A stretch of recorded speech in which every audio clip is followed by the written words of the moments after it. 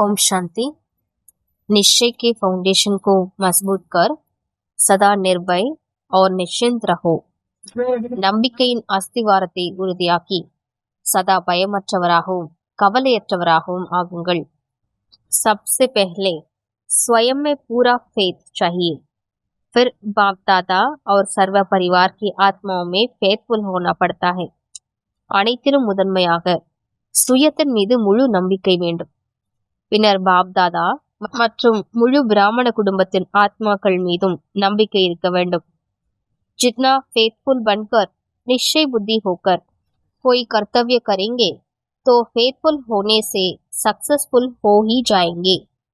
எந்த அளவிற்கு நம்பிக்கையோடு ஒவ்வொரு காரியத்தையும் செய்வீர்களோ அந்த அளவிற்கு வெற்றி நிறைந்தவராக ஆகிவிடுவீர்கள். फेथफुल होने में हर कर्तव्य, हर संकल्प, हर बोल பவர்ஃபுல் होगा. நம்பிக்கை நிறைந்தவர்களாக இருப்பீர்களானால் உங்களது ஒவ்வொரு காரியமும், ஒவ்வொரு எண்ணமும், ஒவ்வொரு வார்த்தையும் சக்தி வாய்ந்ததாக இருக்கும். ஓம் சாந்தி.